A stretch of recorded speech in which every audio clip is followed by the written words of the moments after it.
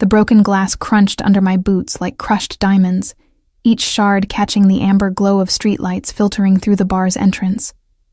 My vision blurred at the edges, the metallic taste of blood coating my tongue as I stumbled past the shattered window I'd just destroyed. Dante's Nightcap, the most exclusive establishment in Chicago's South Loop, stood silent around me, all polished mahogany and leather booths that probably cost more than my entire year's rent. I shouldn't be here. I knew that with the same certainty I knew my ribs were cracked, maybe broken. But Marcus and his crew were still hunting the streets outside, and this was the only building on the block with lights still burning in the back office at 3 a.m. My left eye was swelling shut, my knuckles split open from the fight I'd barely survived, and blood dripped steadily from a gash above my eyebrow onto the pristine hardwood floors. You have exactly 5 seconds to explain why you just destroyed a $15,000 imported Italian window before I put a bullet between your eyes. The voice came from the shadows near the bar, smooth as aged whiskey and twice as dangerous. I spun toward it, my fists coming up instinctively despite the screaming pain in my ribs. That's when he stepped into the light, and my breath caught despite everything. Dante Ravencroft. Every bartender, bouncer, and cocktail waitress in Chicago knew that name, whispered it with equal parts reverence and terror. He owned 37 establishments across the city, from dive bars to penthouse lounges, and rumor said he owned pieces of men's souls, too. I'd served drinks at 3 different places before landing at Murphy's Pub in Pilsen, and every single owner had the same warning. Never cross Dante Ravencroft, never owe Dante Ravencroft, and for God's sake, never, ever steal from Dante Ravencroft. He was taller than I expected, maybe 6'3", with shoulders that strained against his white dress shirt. The top 3 buttons were undone, revealing a glimpse of olive skin and the edge of what looked like a tattoo. His sleeves were rolled to his elbows, exposing powerful forearms marked with more ink. Dark hair fell slightly over his forehead, and his eyes... God. His eyes were the color of espresso, deep and unreadable as they swept over me with predatory focus.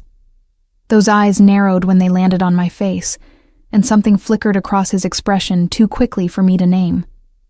I asked you a question, he said, but his tone had shifted, gone from lethal to something else entirely. He moved around the bar with fluid grace, and I noticed the gun tucked into the waistband at the small of his back, the Rolex on his wrist catching the light. Who hurt your face? Not why are you here or how dare you break into my establishment? Who hurt your face? The question hit me harder than Marcus's right hook had an hour ago. I'm sorry about the window, I managed, tasting fresh blood as I spoke. I'll pay for it. I just needed somewhere to... The room tilted, and I grabbed for the nearest booth to steady myself. I needed to hide. Dante closed the distance between us in 3 strides, catching my elbow before I could collapse. His touch was surprisingly gentle, completely at odds with the lethal weapon I knew he carried. Up close, I could smell his cologne, something expensive and woodsy that made me want to lean into him despite every survival instinct screaming that this man was dangerous. Sit, he commanded, guiding me onto a leather bar stool. Don't move. He disappeared into the back, and I considered running. I should run, but my legs were shaking, adrenaline finally crashing now that I'd stopped moving, and honestly, where would I go? Marcus knew every underground gym, every back alley fighting ring in the city. He'd been my trainer for 3 years, taught me every combination I knew, and now he wanted me dead because I'd stolen from him. Except I hadn't really stolen. I'd borrowed, skimmed from the betting pools over 6 months, carefully, precisely, just enough to keep my mother's treatment going when her insurance denied coverage for the experimental therapy that was actually working. I'd planned to pay it back, had already started returning money from my last 5 wins. But someone had talked, or Marcus had finally bothered to check his books. And tonight he'd cornered me in the locker room at Sal's gym with 3 of his muscle-bound associates. I'd fought my way out. Years of training and desperation make a powerful combination. but not before taking serious damage.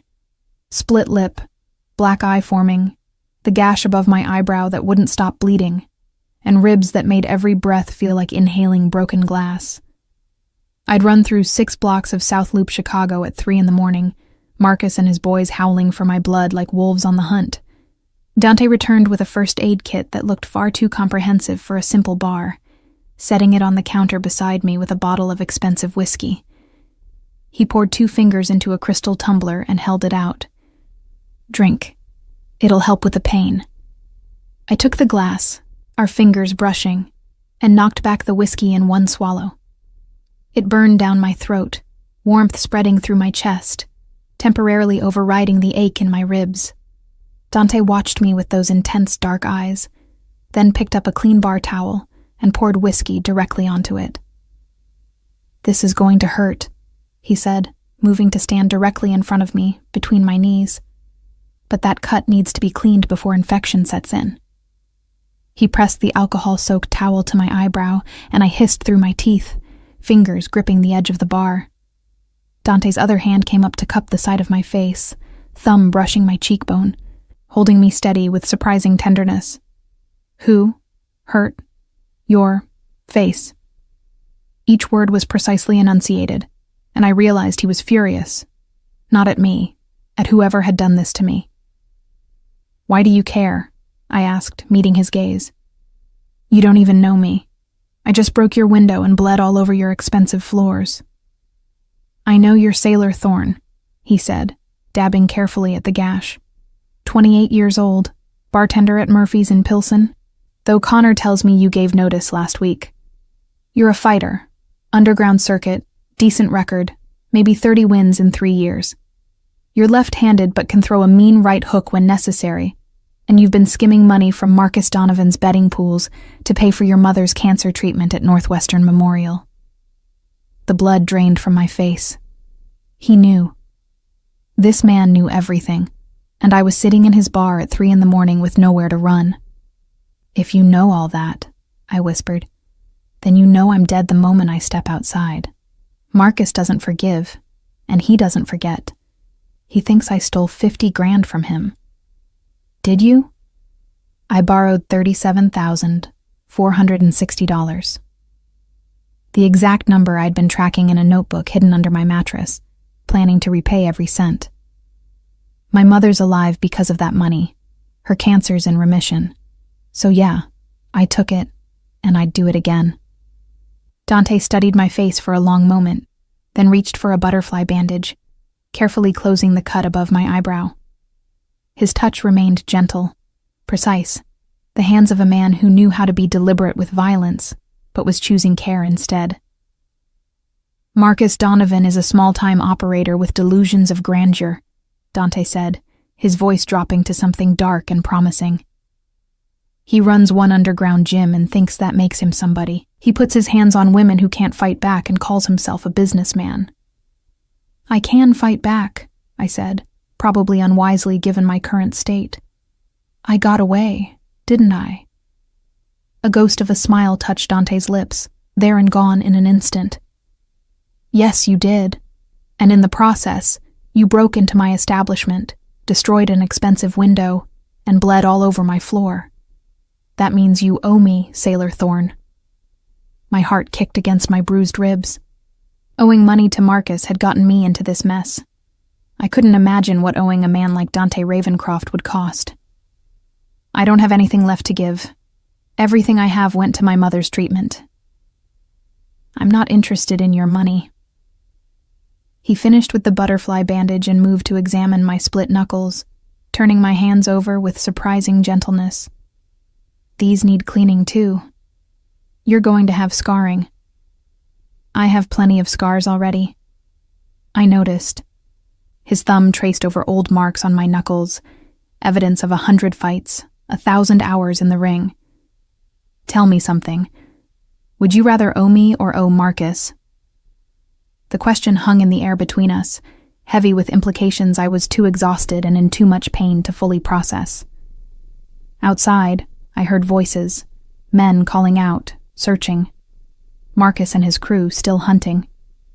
Dante heard them too, His jaw tightened, and when he looked at me again, there was something predatory in his expression, something that made me understand exactly why people whispered his name with fear. "Stay here," he commanded.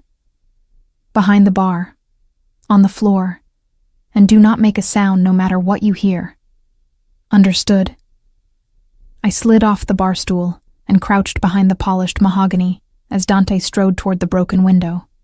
He moved with the confidence of a man who'd never questioned his own power, who'd never had to. I watched through the gaps in the bar shelving as he stepped into the doorway, silhouetted against the streetlights. "Gentlemen?" His voice carried clearly in the night air, smooth and dangerous. "I believe you're looking for something that belongs to me now. I suggest you keep walking. That bitch came in here." Marcus's voice, rough from years of cigarettes and shouting. "We tracked her blood. Hand her over and we'll be on our way." "The only thing I'm going to hand you," Dante said, and I heard the unmistakable sound of a gun being cocked, "is a warning. You have 10 seconds to disappear from my street before I make you disappear permanently. After that, I'm calling in favors, and by tomorrow morning, every underground gym in Chicago will know you put your hands on a woman and called it business." Silence. Then footsteps, retreating, and Marcus's voice carrying back. "You're making a mistake, Ravencroft. She stole from me."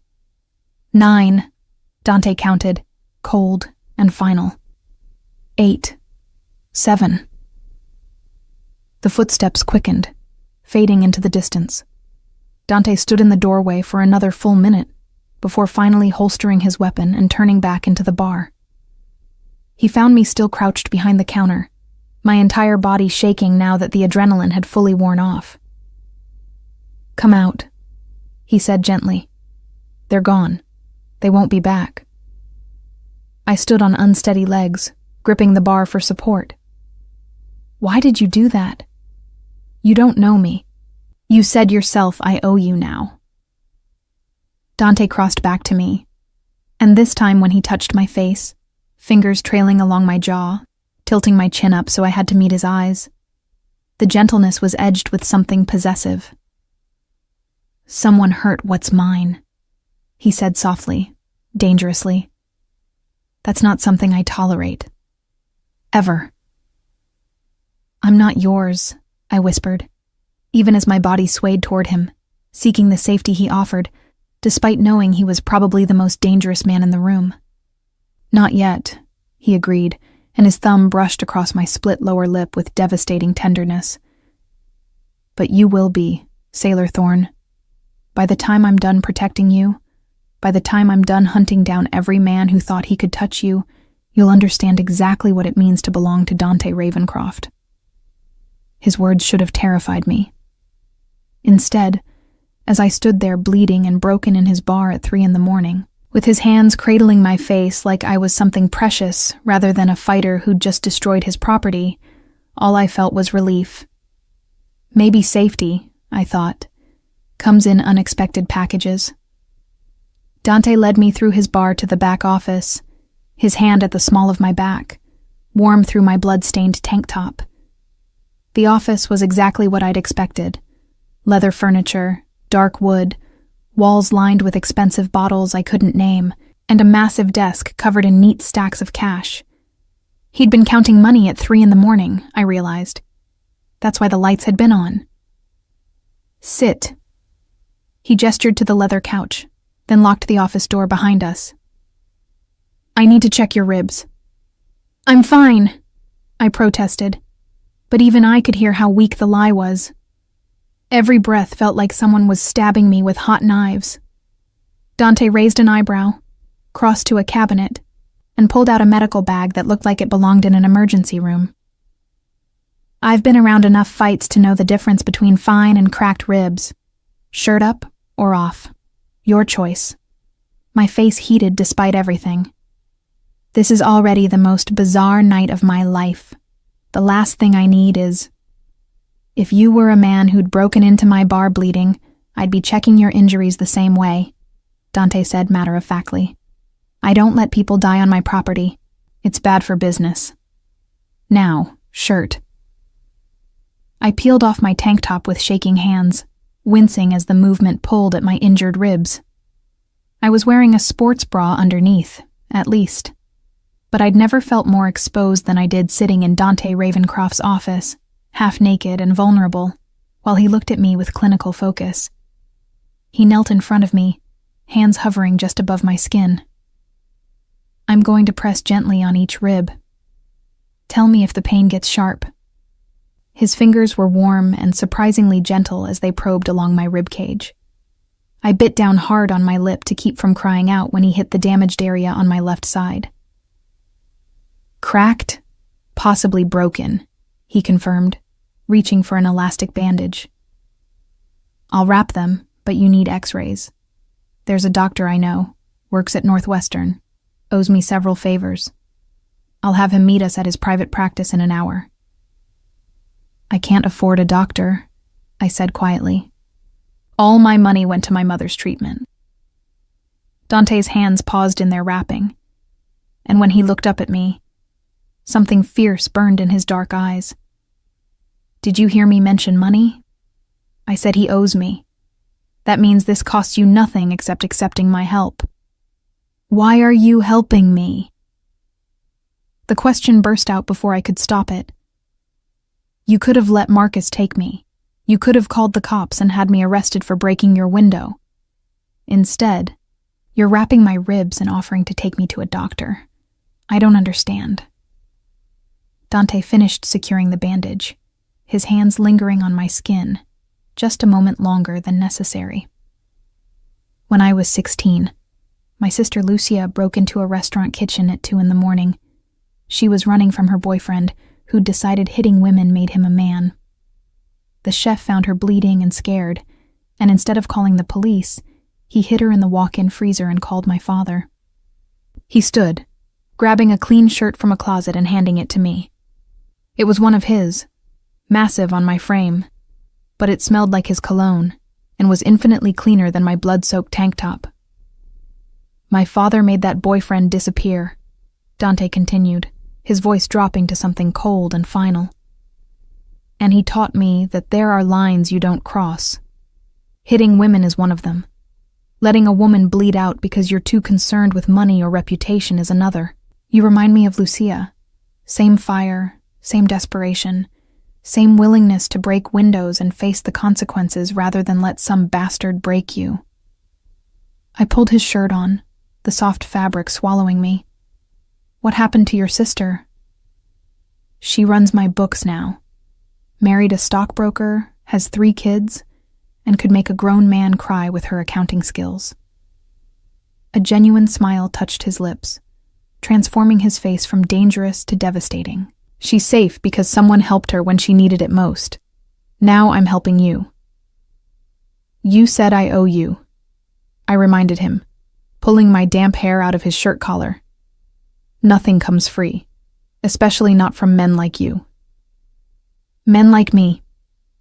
Dante moved to his desk, leaning against it with his arms crossed. In the low light of the office, he looked every inch the mafia boss people whispered about. Powerful, dangerous, completely in control. What do you think you know about men like me, sailor? I know you own half the bars in Chicago. I know people are terrified of you. I know you probably have connections that could make someone like me disappear without a trace. I met his gaze steadily despite the fear curling in my stomach. And I know men with power always want something in return. Smart girl. He pushed off the desk, moving toward me with predatory grace. Yes, I want something. I want to know every detail about Marcus Donovan's operation. Every fighter he manages, every underground ring he runs, every dirty cop he pays off, and every cent he's skimmed from other people's hard work. I want to know everyone who was in that locker room tonight, everyone who laid hands on you, everyone who helped him hunt you through my streets. His eyes were black fire as he stopped directly in front of me. And then I want you to watch while I take everything from him. His gyms, his rings, his reputation, his pride, I'm going to make sure Marcus Donovan never forgets the night he touched what belongs to me. I don't belong to you, I said, but my voice came out breathless. Not yet. He repeated his earlier words, and his hand came up to cup my face, thumb tracing my cheekbone with devastating gentleness. But you broke into my bar, Sailor Thorne. You chose my window, my sanctuary, my protection. Whether you meant to or not, you put yourself in my world, and I don't let go of things that are mine. I should have pulled away. Everything about Dante Ravencroft screamed danger, from his tailored clothes to his easy violence, to the possessive way he touched me like he had every right. But I'd spent 3 years fighting in underground rings, 3 years watching men bet on whether I'd survive to the next round, 3 years dealing with trainers like Marcus who saw me as nothing but a commodity. Dante saw me as something worth protecting, worth avenging, worth keeping. Tell me about Marcus, he said, his voice dropping to something almost gentle. Start from the beginning. So I did. I told him how I'd started fighting at 25, desperate for money after my mother's diagnosis. How Marcus had found me winning bar fights in Pilsen and offered to train me properly. How he'd been decent at first, professional, until I started winning regularly and the betting money rolled in. How he'd taken 60% of my winnings, saying it was standard, and how I'd been too desperate to argue. I told Dante about discovering the discrepancies in Marcus's books 6 months ago, realizing he was skimming from multiple fighters and pocketing the difference. About how I'd started my own skimming operation, carefully extracting money from the betting pools to pay for my mother's experimental treatment. I kept perfect records, I said, pulling out my phone and showing him the spreadsheet I'd maintained. Every cent I took, every payment I made to the hospital, every fight where I adjusted the numbers. I planned to pay it all back once my mother was in remission and I could focus on winning bigger fights. Dante studied the spreadsheet with the focus of a man who understood money and power. This is good. Detailed. You've got transaction dates, ring locations, even the names of the bookies handling bets. Marcus is sloppy. He probably didn't realize you were documenting everything. I'm a bartender, I said with a shrug that made my ribs scream. We pay attention to details. Plus, I figured if he ever caught me, I'd need proof that I was only taking what he'd already stolen from others. You weren't wrong. Dante scrolled through my records, his expression growing darker with each entry. Marcus has been running scams in 3 different gyms, stealing from fighters who trust him. This is enough to blacklist him from every underground circuit in the Midwest. He looked up at me, and something like admiration flickered in his eyes. You're smarter than he gave you credit for. Braver, too. Most people would have run the moment they realized Marcus was dirty. Most people don't have mothers dying of cancer, I said quietly. I would have done anything to keep her alive, even if it meant stealing from a thief. Dante set my phone aside and moved closer, his hands settling on either side of me on the couch, caging me in without actually touching. Here's what's going to happen. You're going to stay here tonight, sleep on my couch, and in the morning, we're going to see my doctor friend. He'll check your ribs, make sure nothing's seriously damaged, and give you something for the pain. And then? I asked, hyper-aware of how close he was, how his body heat seemed to wrap around me like a blanket. Then you're going to move into the apartment above this bar. It's empty, fully furnished, and about 10 times safer than whatever place you're living in now. You're going to work for me, bartending here during the day, helping me understand the underground fighting circuit at night. I can't just move in with you, I protested. People will talk. They'll think I'm... What? My mistress? My employee? My investment? Dante's smile was sharp and dangerous. Let them think whatever they want. The only thing that matters is that Marcus and his crew will never touch you again, because everyone in Chicago will know you're under my protection. And what do you get out of this arrangement? I asked, trying to ignore the flutter in my stomach at the way he looked at me.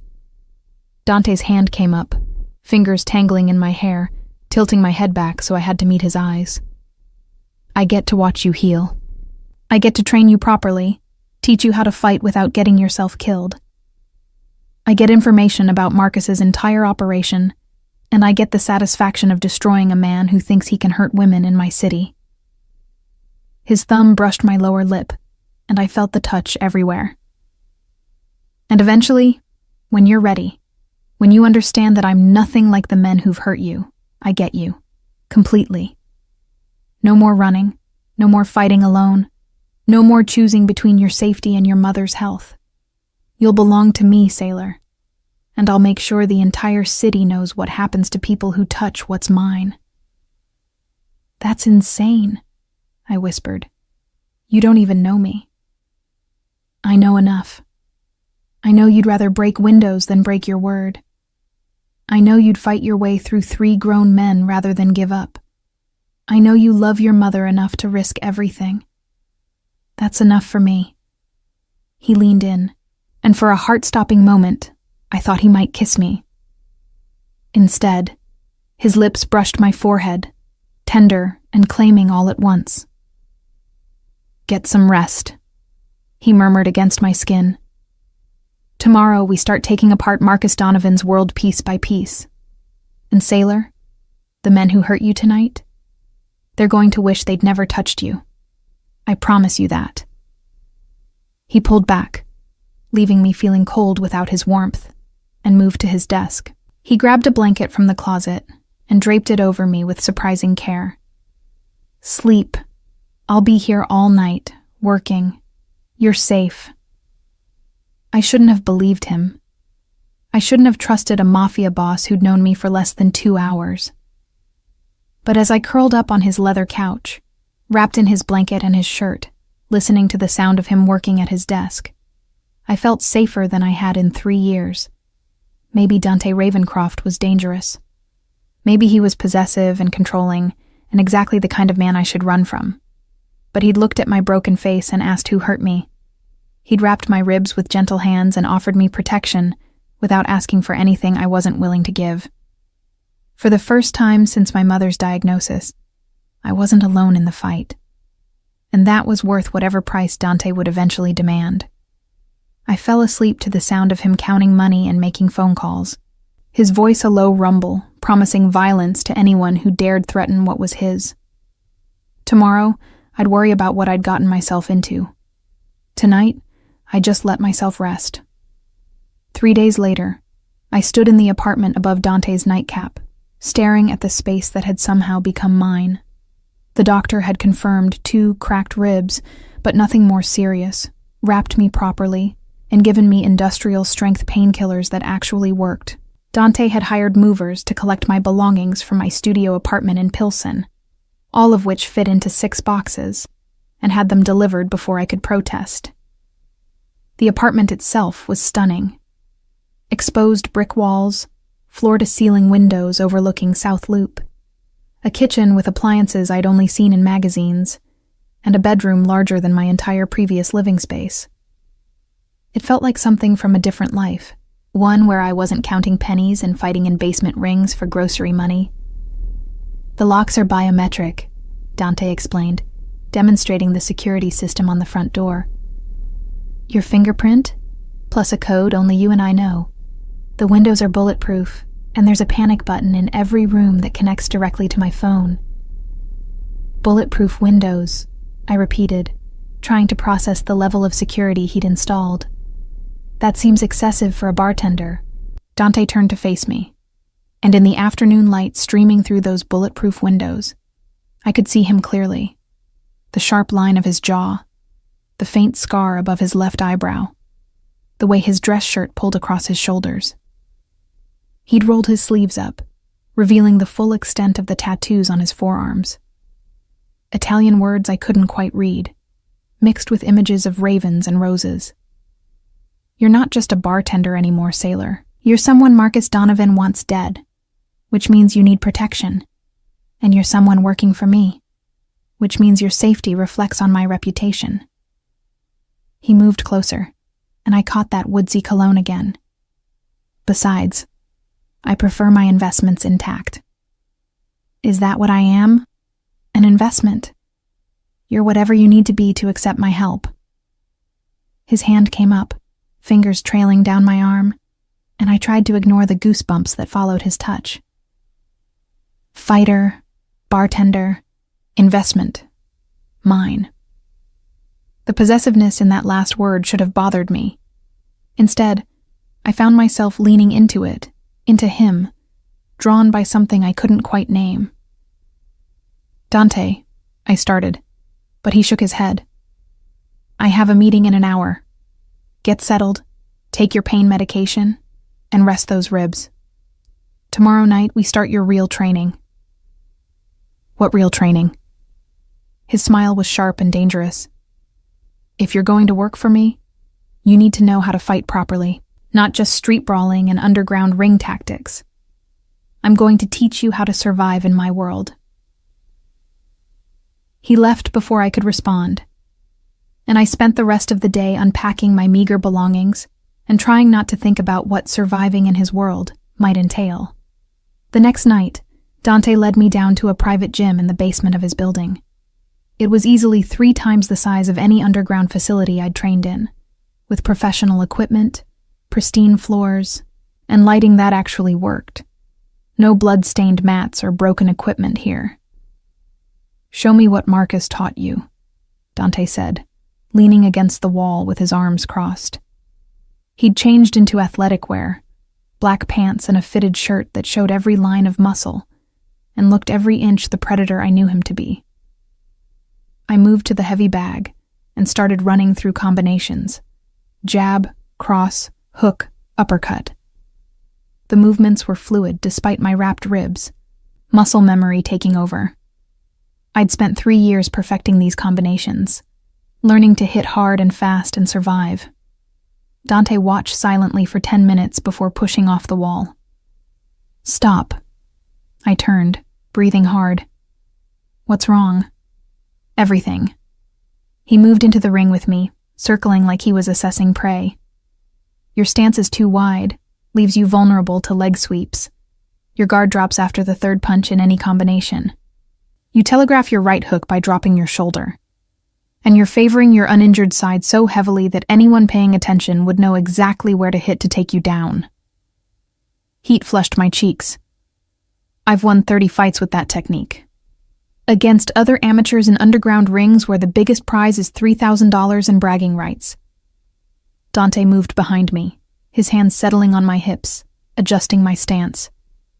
I'm teaching you to fight against professionals, against people who fight for keeps, not for show. His touch was electric, even through my clothes. I tried to focus on his instruction rather than the heat of his body behind mine. Feet closer together, he murmured, his breath warm against my ear. Power comes from your core, not from having a wide base. You're a woman fighting against men twice your size. You can't rely on strength. You need speed, precision, and the element of surprise. He moved my arms, adjusting my guard. Higher. Protect your face at all times. Marcus taught you to brawl, but I'm teaching you to win. We spent 2 hours drilling basics, stance, footwork, defensive positioning. Dante was relentless, correcting every mistake, pushing me to move faster despite my injured ribs. By the end, I was drenched in sweat, and my medication was wearing off, pain radiating from my left side. Enough, Dante said, tossing me a towel. You're favoring those ribs too much. We'll continue when you've healed. I'm fine, I protested, even though standing upright felt like torture. Dante raised an eyebrow, then moved with lightning speed, jabbing toward my injured side. I flinched violently, and he caught me before I could fall, his arms wrapping around my waist. You're not fine, he said quietly, and there was something almost tender in his voice. And pushing yourself before you're healed will only make the injury worse. I need you functional, sailor, not broken. You sound like you actually care, I said, meaning it as a joke, but it came out vulnerable. Dante's arms tightened around me, and he leaned down until his forehead nearly touched mine. I told you, I don't let people hurt what's mine. That includes you hurting yourself. Before I could respond, his phone buzzed. He released me with obvious reluctance and checked the screen, his expression darkening. Problem? I asked. Marcus is hosting a fight tonight at Sal's gym. Big money, lots of spectators. Dante's eyes met mine, something calculating in their depths. How would you like to make an appearance? My stomach dropped. You want me to go back there, after what happened? I want Marcus to see you. I want him to know you're alive, healthy, and under my protection. I want every fighter and bookie in that gym to understand that touching you means answering to me. He moved closer, his hand cupping my face with that devastating gentleness. Unless you're not ready. I won't push you into something you can't handle. The old sailor would have said yes immediately, would have jumped at the chance to prove she wasn't scared. But 3 days of living in Dante's world had taught me something. Sometimes showing strength meant knowing your limits. My ribs are still cracked, I said honestly. If someone starts something, I can't defend myself properly. You won't have to defend yourself. That's what I'm for. His thumb traced my cheekbone, and I found myself leaning into the touch. You just have to stand beside me and look beautiful. I'll handle everything else. I don't do beautiful, I protested. I do functional and practical. Dante's smile was slow and devastating. Trust me, sailor. You do beautiful just fine. 2 hours later, I stood in front of my bathroom mirror, barely recognizing myself. Dante had sent up a stylist, a terrifyingly efficient woman named Rosa, who'd transformed me from underground fighter to something else entirely. She dressed me in fitted black pants, heeled boots that added 3 inches to my height, and a deep green silk top that somehow made my eyes look brighter despite the fading bruises. My hair was loose and styled, makeup subtle but effective at covering the worst of my injuries. You look perfect, Rosa declared, like you could kill a man and not break a sweat. That's the goal, I asked weakly.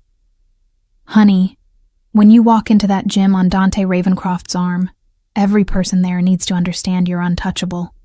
This outfit says you're dangerous, protected, and not someone to mess with. Dante was waiting in the apartment's living room when I emerged, and the look on his face made my breath catch. He'd changed into a charcoal suit with a black shirt, no tie, looking every inch the dangerous predator he was. But when his eyes landed on me, something shifted in his expression.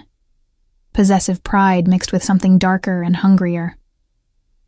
Sailor, he said, my name a rough caress. You're going to make every man in that gym wish they'd never touched you. He offered his arm, and I took it, trying to ignore how right it felt to be anchored to him. We drove to Pilsen in his black Mercedes, the city lights streaming past, and I tried not to think about the last time I'd been at Sal's gym.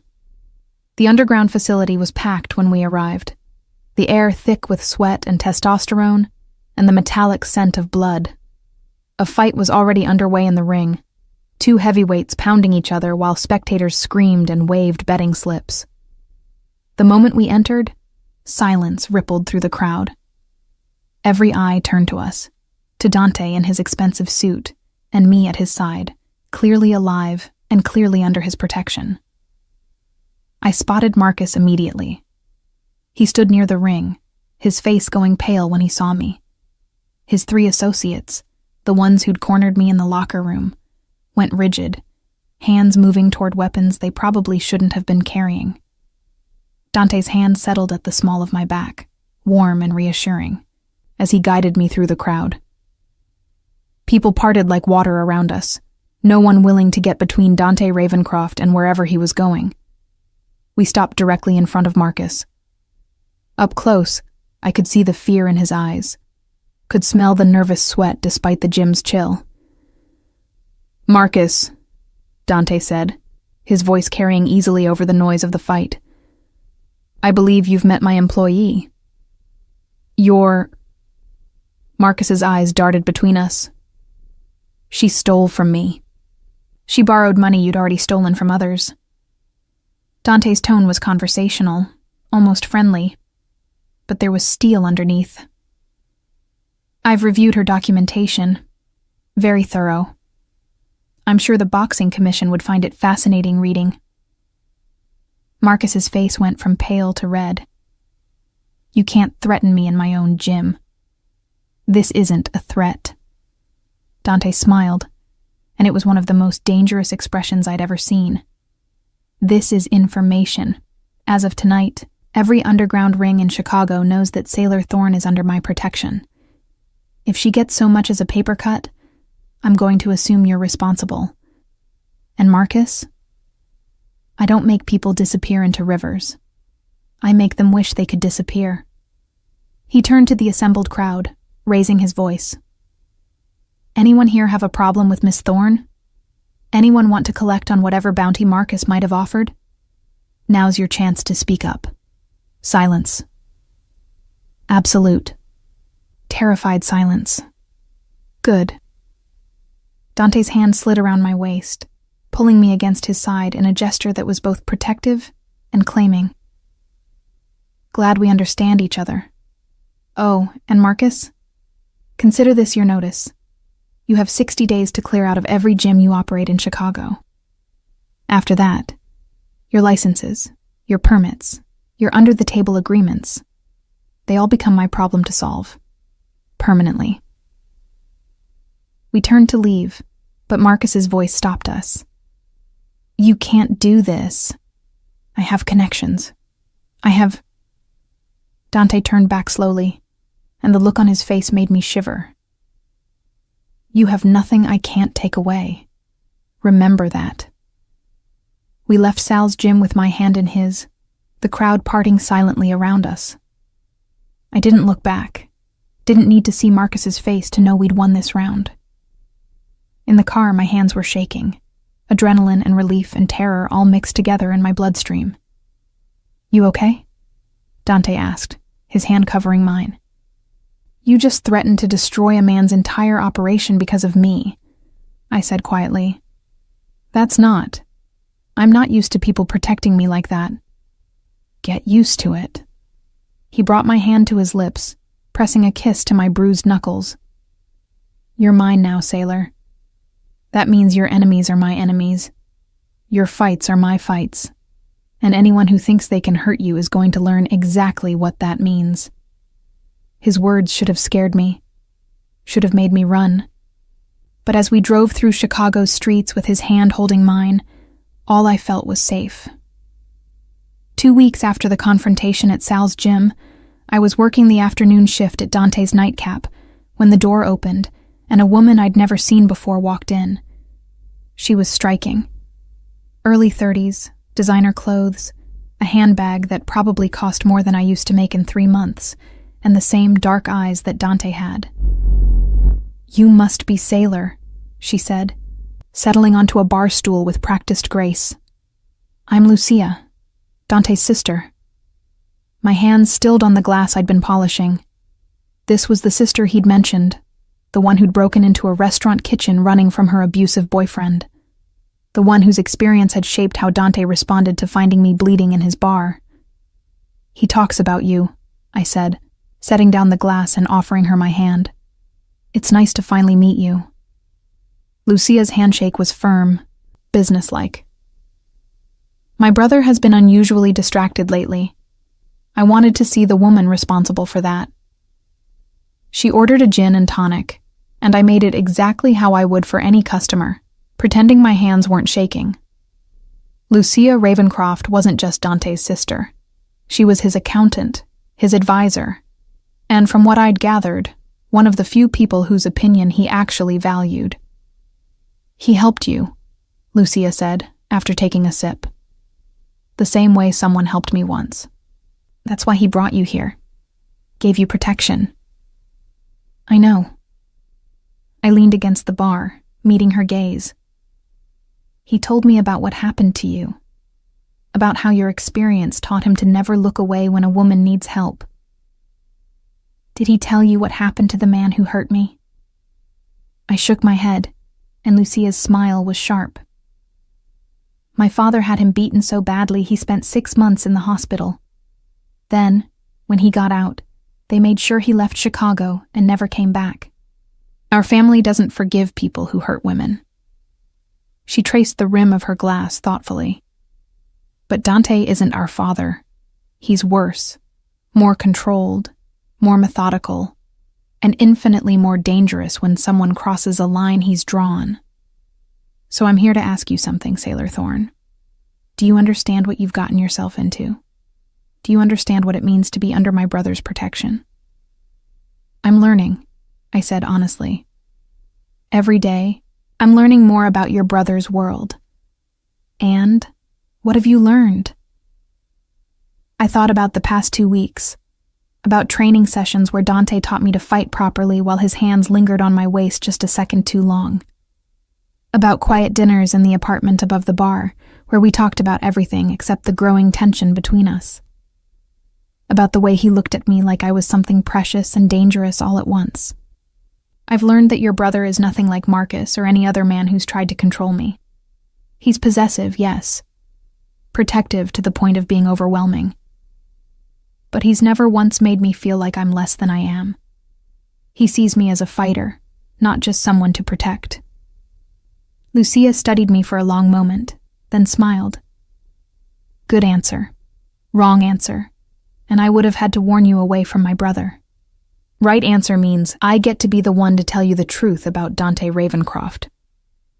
She leaned forward, voice dropping. My brother has never brought a woman into his world before. He's had girlfriends, yes, but they stayed separate from his business, his life, his real self.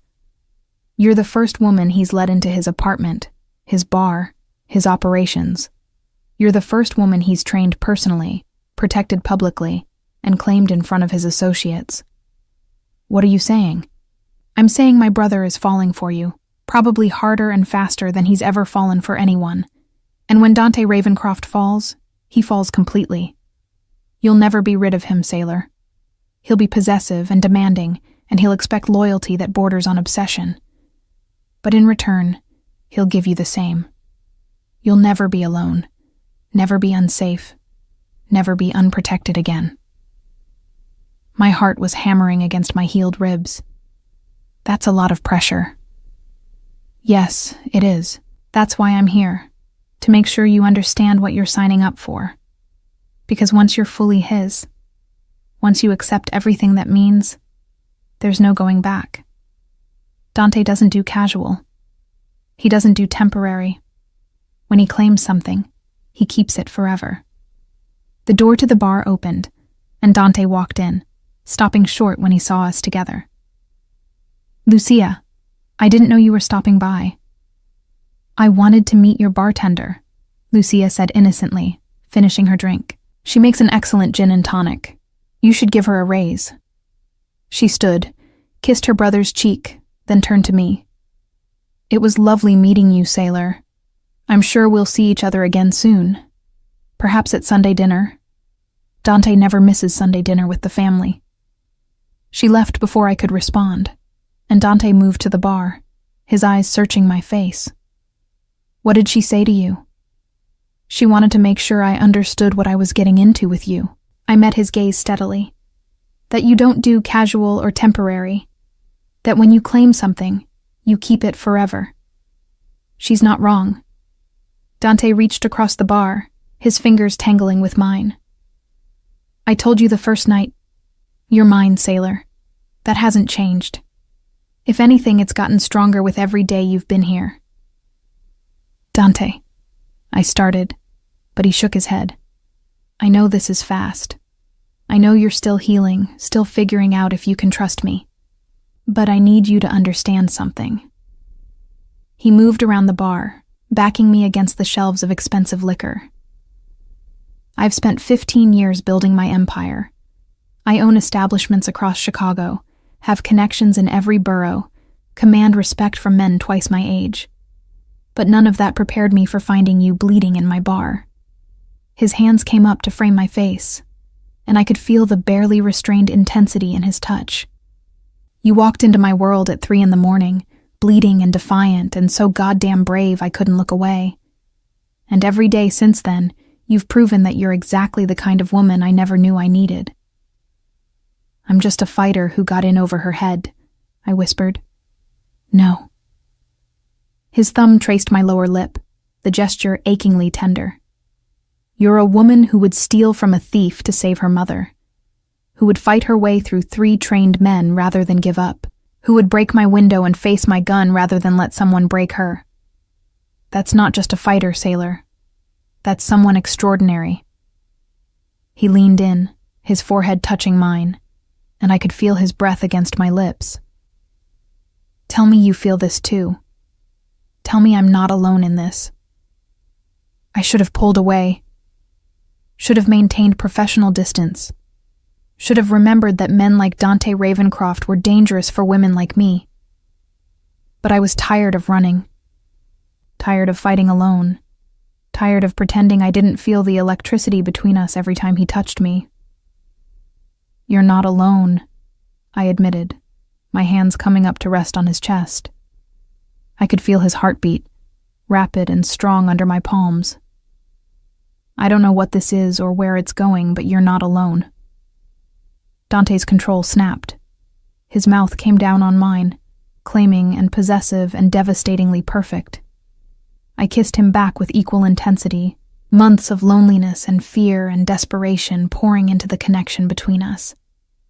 His hands tangled in my hair, angling my head to deepen the kiss, and I pressed against him, wanting closer, wanting more. When we finally broke apart, both breathing hard, Dante rested his forehead against mine again. Mine, he whispered, and it wasn't a question. Yours, I confirmed, and felt something settle in my chest at the admission. The door to the bar opened, shattering the moment. Dante pulled back smoothly, his professional mask sliding into place, but his hand remained at my waist, claiming and protective. One of his associates entered, a man I recognized as Anthony, who handled security for several of Dante's establishments. He took in the scene with one glance and wisely kept his expression neutral. Boss, we have a situation at the warehouse. Marcus is making noise about legal action, and he's hired some lawyer from downtown to back him up. Dante's expression went cold. Marcus can hire all the lawyers he wants. I have documentation of every illegal fight, every skimmed dollar, and every under-the-table payment he's made in the last 5 years. If he wants to make this legal, we'll make it legal. He turned to me, his hand cupping my face. I need to handle this. Stay here, finish your shift, and don't leave this building without security. Understood? Understood. I caught his hand before he could pull away. Be careful. Something softened in his expression. Always. I have something to come back to now. He left with Anthony, and I spent the rest of my shift replaying that kiss, that admission, the way he'd looked at me like I was the most important thing in his world. That night, lying in bed in the apartment above the bar, I heard my phone buzz. A text from Dante. Can't sleep. Thinking about you. I stared at the message for a long moment before responding. Same. His reply was immediate. Come downstairs. I want to show you something. I pulled on sweatpants and a tank top, padding barefoot down the private staircase that connected the apartment to Dante's office. The bar was closed, lights dimmed, and I found him waiting in the main room with a bottle of wine and 2 glasses. I thought you had warehouse business to handle, I said, accepting the glass he offered. Handled. Marcus's lawyer took one look at the documentation I provided and advised him to drop any legal action immediately. Dante guided me to one of the leather booths, sliding in beside me. Which means we need to talk about next steps. Next steps? Marcus is cornered. His operation is dying, his fighters are leaving for other gyms, and his reputation is destroyed. Cornered animals are the most dangerous, sailor. He's going to do something desperate, and I need to know you're protected. I have security. I have the apartment. I have you. I sipped the wine, letting the smooth red warm my throat. What more protection do I need? Dante's hand settled on my thigh, warm through my sweatpants. I want you to stop working the bar during the day. Stay in the apartment. Train with me at night.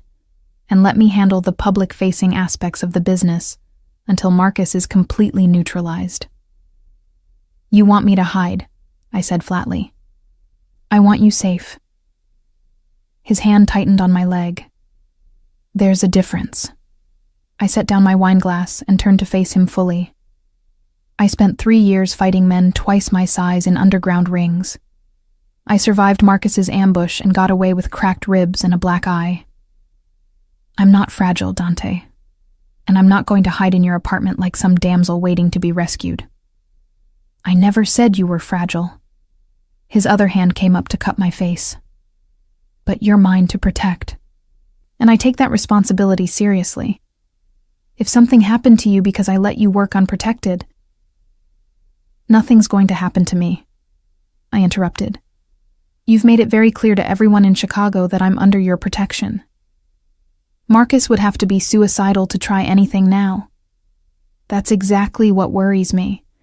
Marcus has nothing left to lose. I studied his face in the dim bar lighting, seeing the genuine fear beneath his controlled exterior. This isn't just about protection, is it? This is about control. You need to know where I am, what I'm doing, that I'm safe every moment of every day. Yes, Dante admitted, his thumb tracing my cheekbone. I need that. Is it irrational? Probably. Is it excessive? Definitely. But I can't turn it off, Sailor. You're in my head constantly. And the thought of you being hurt again? His voice roughened. I can't let that happen. I leaned into his touch, feeling the weight of his need for control and understanding it for what it was. Not dominance, but desperation. What if we compromise?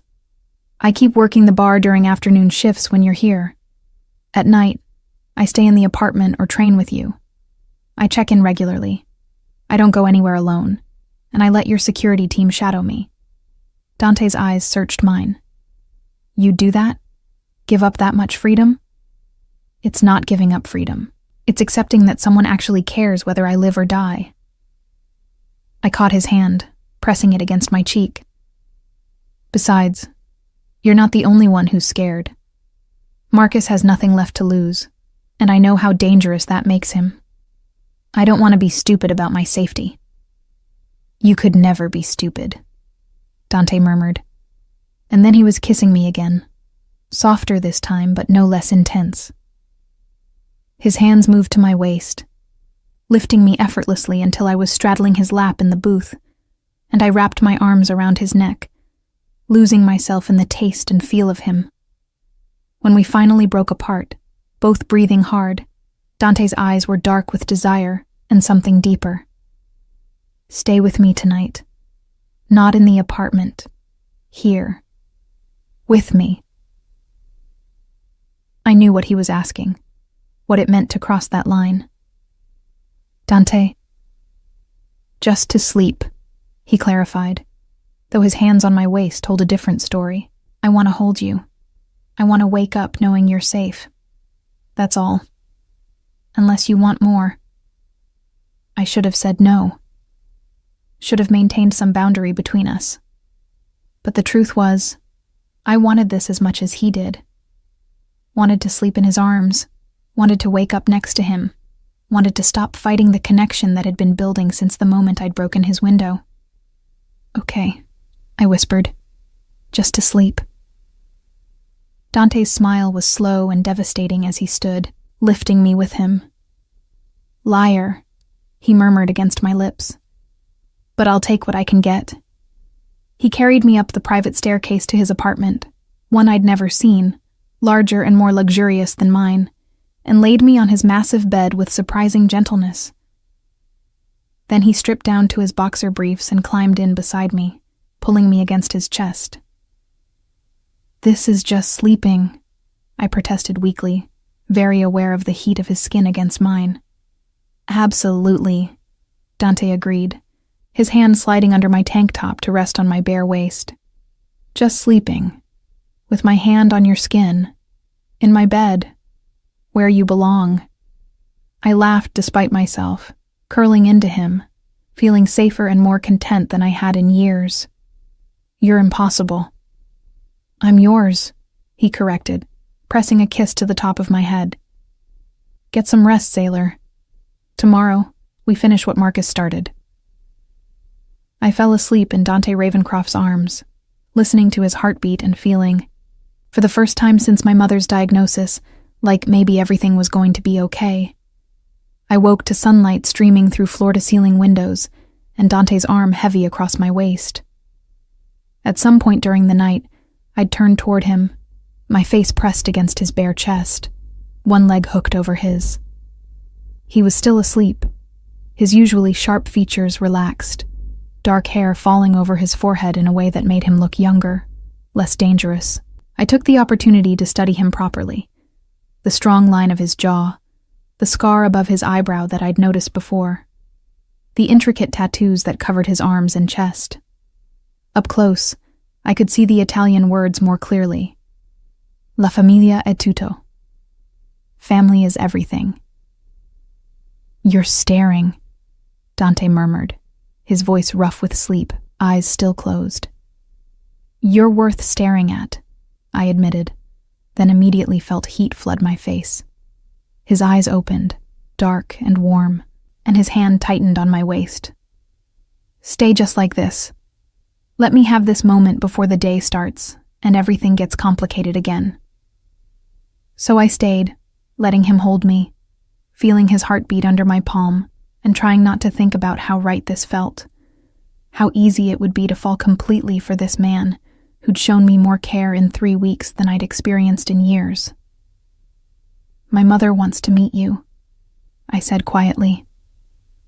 "She called yesterday. I told her I'd moved, and she wants to see the new place. See you." Dante's hand moved to cup the back of my head, fingers tangling in my hair.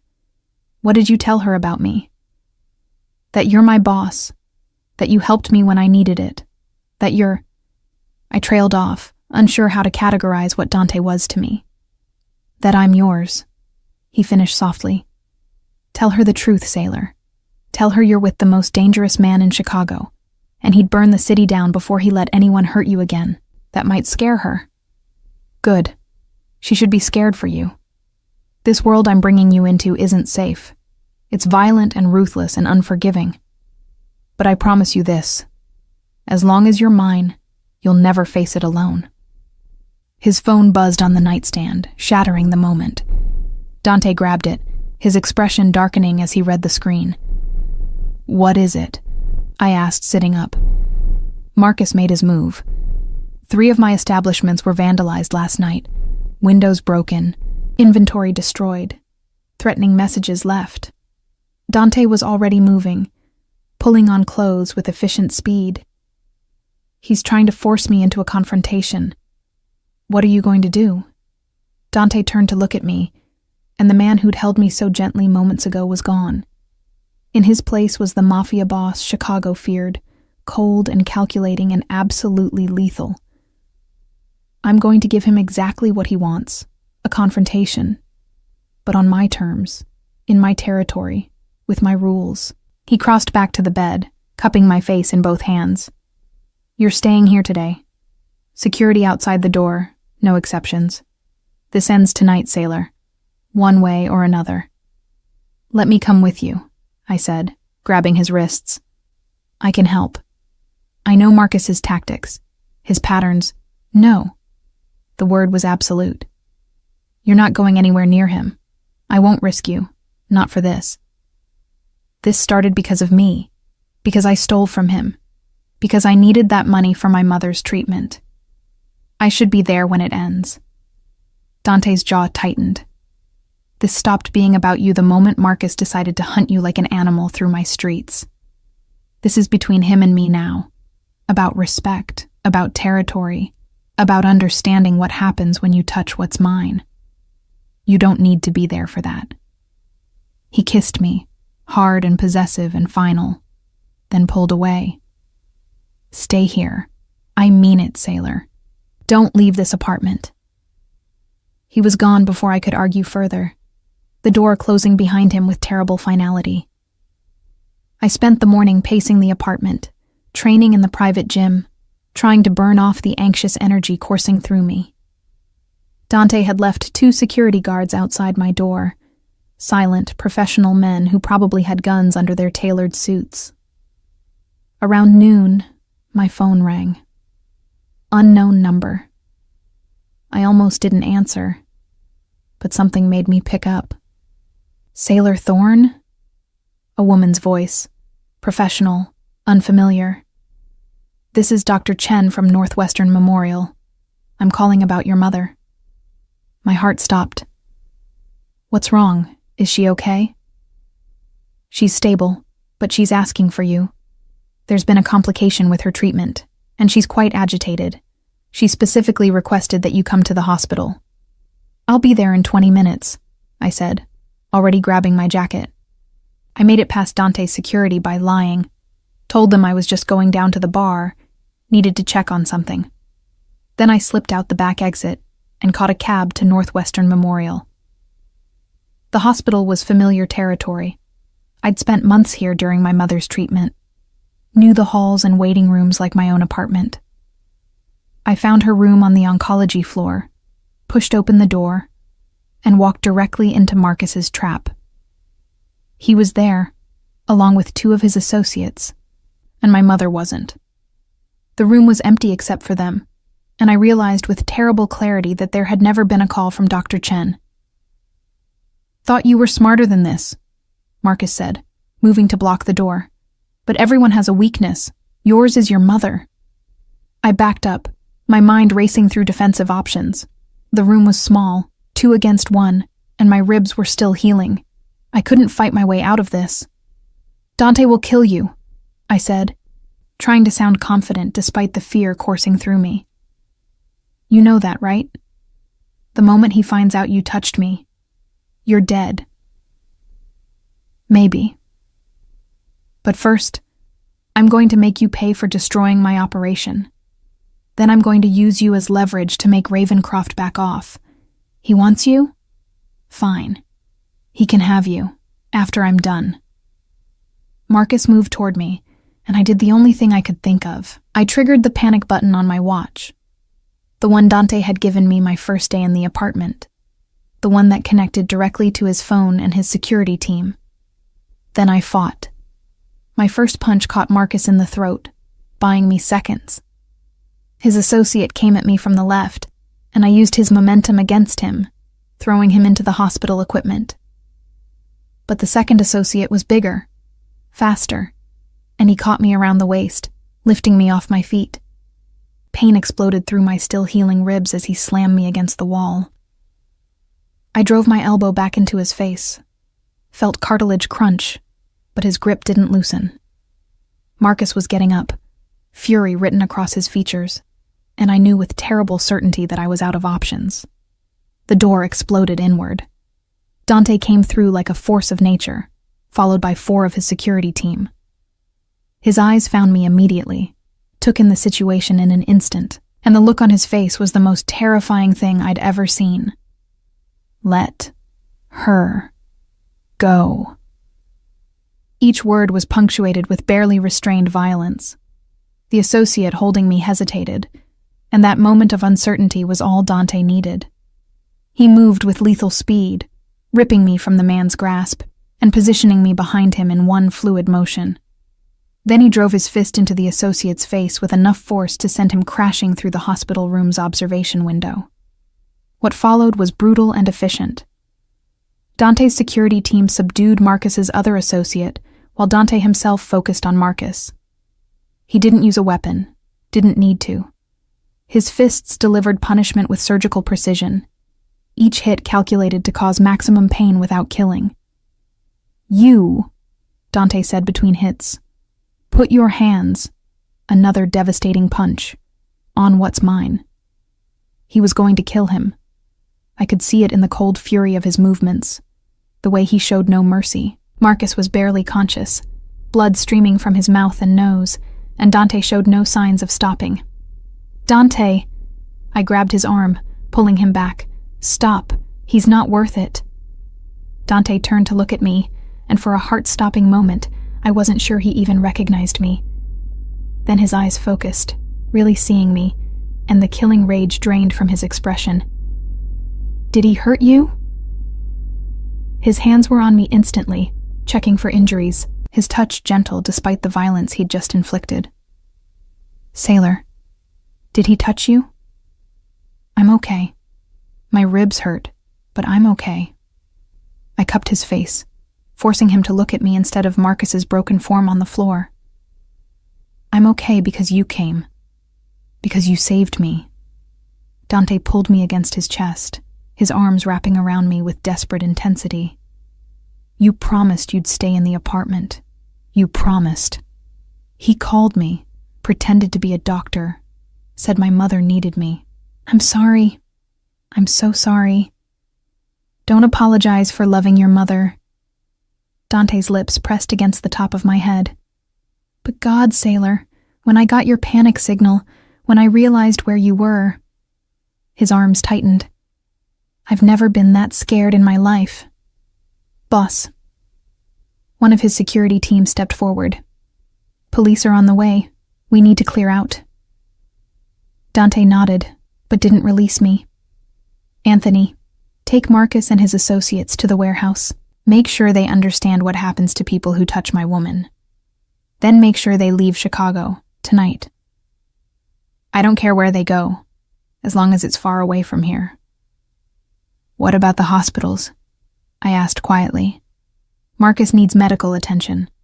He'll get it, after he signs papers turning over every property, every asset, and every connection he has to me. Then he gets patched up and put on a bus out of state." Dante's voice was cold, final. He's lucky I'm letting him live. We left the hospital through a back exit, avoiding the arriving police. In Dante's car, I finally started shaking, adrenaline crash hitting me hard. Dante pulled me against his side, one arm around my shoulders, holding me together as I fell apart.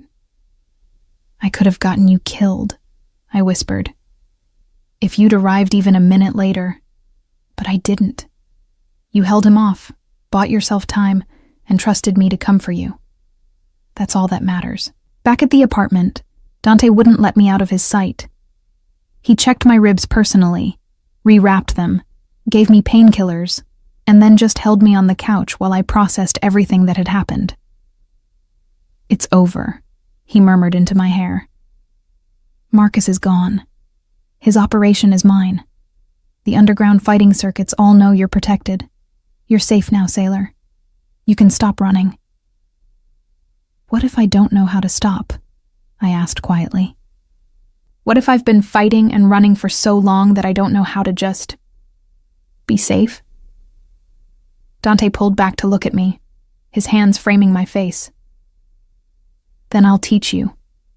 Every day I'll show you what it means to be protected, to be cherished, to be mine. And eventually you'll believe it." "I'm falling for you," I admitted, the words tumbling out before I could stop them.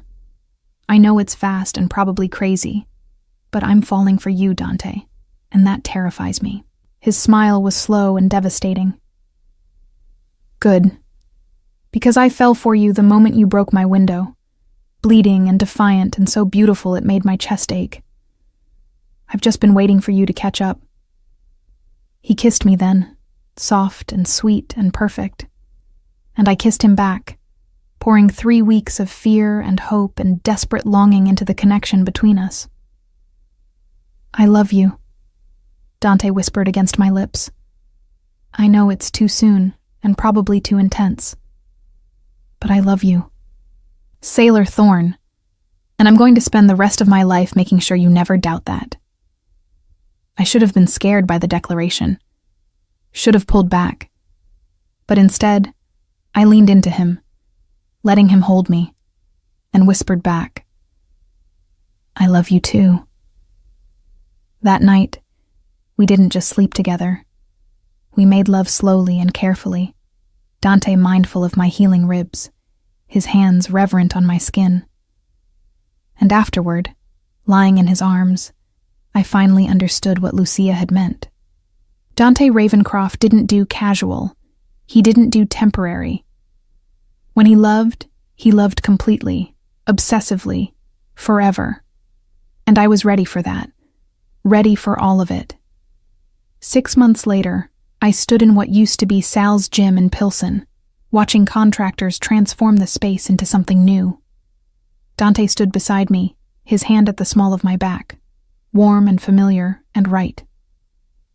"You're sure about this?" he asked for the 3rd time that morning. "I'm sure."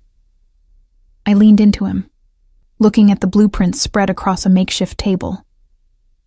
Diamond Women's Boxing Academy, a place where women can train properly, learn self-defense, and never have to worry about being exploited by men like Marcus.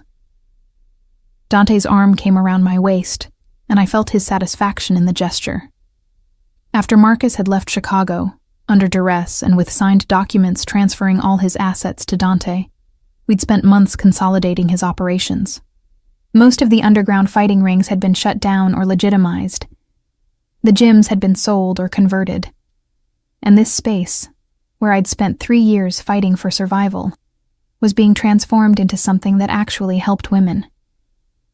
"Your mother would be proud," Dante murmured, and I smiled. My mother had met Dante a week after the hospital incident. She'd been terrified at first. He was exactly the kind of man mothers warn their daughters about. But then she'd seen how he looked at me, how gentle he was despite his dangerous reputation, and she'd understood. "He's keeping you safe," she'd said later, holding my hand. "That's all that matters to me." Now her cancer was in full remission, her medical bills completely covered by Dante's insurance connections, which I knew meant he'd just paid them himself. She'd moved into a better apartment, also courtesy of Dante, and spent her days volunteering at the same hospital where she'd been treated. "Have you decided on instructors?" Dante asked, studying the blueprints. "I want to teach the beginner classes myself. Then I'm recruiting some of the women I fought with over the years, the ones who got out of the underground circuit and went legitimate. They deserve a chance to give back. Teach the next generation how to protect themselves properly." "And the building security?" I rolled my eyes. "Is excessive, as always. But yes, I've approved your security measures. Guards during evening classes, cameras in all common areas, panic buttons in every room. You'll know I'm safe every moment I'm here." Dante turned me to face him, his hands settling on my hips. In the 6 months since Marcus had left Chicago, we'd found our rhythm. I worked at his bar in the mornings, trained women privately in the afternoons, and spent my evenings with him. We'd moved into his apartment permanently, though he'd kept mine available as a separate workspace where I handled the academy's administrative tasks. "I can't help it," he said, brushing a strand of hair from my face. "Keeping you safe is hardwired into me now. Besides, you promised me something, remember?" My hand moved to my stomach, still flat but not for much longer. "I remember." We'd found out 2 weeks ago. I was pregnant, 12 weeks along, though we hadn't told anyone yet. The news had sent Dante into a new level of protectiveness that would have been suffocating if it wasn't so obviously rooted in love. "Twins?" he murmured, his hand covering mine on my stomach. "2 babies. My doctor says it's common in families with your genetic background. Your doctor also says I'm perfectly healthy and can continue my normal activities with some modifications." I stood on tiptoe to kiss him. "Which means you can stop trying to wrap me in bubble wrap. I make no promises." But he kissed me back, soft and sweet, and I felt his smile against my lips. "You're carrying my children, Sailor. I'm allowed to be protective." "You're always protective." "True, but now I have excellent justification." Lucia appeared in the doorway, carrying coffee and looking every inch the successful businesswoman she was. "Are you two done being disgustingly cute?" We have contract negotiations in 20 minutes. We're never done being disgustingly cute, Dante replied. But he released me and moved to the table where Lucia was spreading out more documents. I watched them work, brother and sister, discussing business with the same sharp intelligence, and marveled at how my life had changed. 6 months ago, I'd been bleeding and desperate, breaking windows in the middle of the night. Now I was planning to open my own academy, pregnant with twins, and in love with a man who'd turned his entire world upside down to keep me safe. "Sailor?" Lucia called. "I need your signature on the insurance documents." I joined them at the table, reading through the papers before signing. The academy was insured for everything imaginable: fire, theft, injury, natural disasters. Dante had made sure of it. "Have you thought about names?" Lucia asked casually, though her eyes were sharp with curiosity. I glanced at Dante, who shrugged. "We were going to wait to tell people." "Please. I've seen how my brother looks at you. I knew you were pregnant before you did." Lucia smiled. "Besides, I want to be the favorite aunt. That means getting involved early."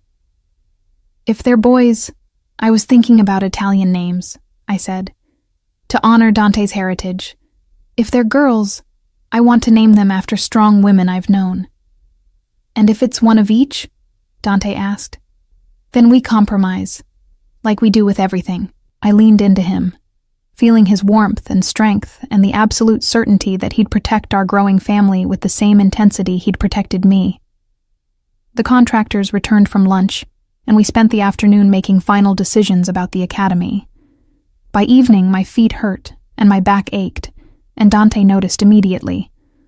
"Home," he commanded. "Feet up, dinner delivered, and early to bed."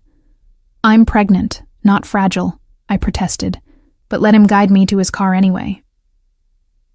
"You're both," he corrected, opening the passenger door with the care of a man handling something precious.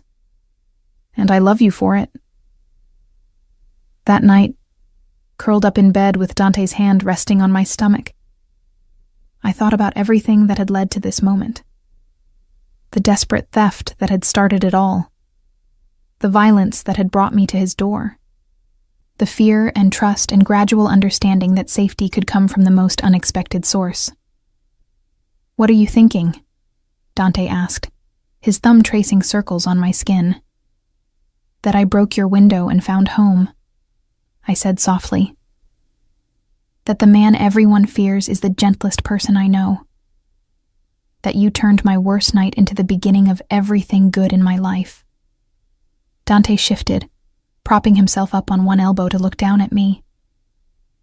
In the low light from the city outside, his dark eyes were warm and infinite. "I told you the first night, you're mine, Sailor. That hasn't changed. If anything, it's gotten stronger with every day we've been together." "I know. I feel it too. This..." I gestured between us. "This wasn't what I expected. But it's what I needed. You're what I needed." He kissed me then, slow and deep and perfect, his hand still protective on my stomach where our children grew. "I love you," he whispered against my lips. "I love our babies. I love the life we're building together. And I promise you, Sailor Thorn, I'll spend the rest of my life making sure you never regret breaking my window that night. I could never regret it. You saved me, Dante. In every way a person can be saved." "We saved each other," he corrected, pulling me closer. "You needed protection, and I needed someone worth protecting. Someone who saw past the reputation and the danger to the man underneath. Someone brave enough to break my window and strong enough to steal my heart." I fell asleep in his arms, feeling safer and more loved than I'd ever imagined possible. And in the morning, when I woke to find Dante already awake, watching me with that intense focus I'd come to know meant he was thinking about our future, I understood something fundamental. Love wasn't supposed to be easy. It wasn't supposed to be simple or safe or predictable. Sometimes love came at 3 a.m, bleeding and desperate and breaking through windows. Sometimes it wore expensive suits and carried guns and commanded empires. Sometimes it demanded everything: trust and vulnerability, and the courage to stop running. And sometimes, when you were brave enough to accept it, love transformed everything. Turned gyms into academies, danger into safety, fear into home. 8 months later, I stood in that same academy, 7 months pregnant with twins that kicked constantly, teaching a class of 20 women basic self-defense. Dante watched from the back of the room, having long ago given up on the pretense that he wasn't going to hover for the entire pregnancy. After class, he approached with water and a protein bar. "You need to eat. The babies need nutrition." "The babies need their father to relax," I countered, but took the offered snacks anyway. "We're fine, Dante. I'm fine. The doctors say I'm the healthiest pregnant patient they've seen in months. That's because I make sure you rest, eat properly, and don't overdo it." He guided me to a chair, kneeling in front of me to help remove my training shoes. "Your feet are swollen." "My feet are always swollen. I'm 31 weeks pregnant with twins. Everything is swollen." But I let him massage my feet anyway, because despite the excessive protectiveness, Dante's care was genuine and tender, and exactly what I needed. 1 month until the academy's official opening, he said, working on my left foot. "Are you sure you want to be here for that? The babies could come early. The academy opens on schedule, with or without me in attendance. But I plan to be there. This is my dream, Dante. Our dream. I'm not missing it because of swollen feet and backaches." He looked up at me, and the love in his eyes made my breath catch. "You're amazing. You know that? Most women would be at home, resting, preparing for the birth. But you're here, teaching women to protect themselves, building something that matters." "I learned from the best," I said softly, cupping his face. "You showed me that trauma can be transformed into purpose, that violence can be answered with protection, that the worst nights can become the foundation for the best life." Dante stood, pulling me up with him and into his arms. My pregnant belly pressed against him, our babies kicking between us, and I felt his smile against my hair. "I love you," he whispered. "I love our family. I love the life we've built from broken windows and late-night rescues. And I promise you, sailor, our children will grow up knowing that their mother is the strongest, bravest, most beautiful woman I've ever known. And their father," I added, "is the man who looked at a bleeding stranger and saw someone worth saving, worth keeping, worth loving forever." We stood there in the empty academy, holding each other, 2 people who'd found home in the most unexpected way. And when our twins were born 3 weeks later, a boy and a girl, healthy and perfect and loved beyond measure, we named them Hope and Justice. Because that's what we'd built together. Hope for a better future, and justice for all the women who'd suffered like I had. And it all started with a broken window, a dangerous man, and the simple question, who hurt your face? The answer, I'd learned, didn't matter nearly as much as what came after. The protection, the love, the transformation of violence into something beautiful. Dante Ravencroft had asked who hurt my face. And then he'd spent the rest of his life making sure no one ever hurt me again. That was the real story. Not the breaking, but the healing. Not the danger, but the safety. Not the fear, but the love that conquered it. And I wouldn't change a single moment.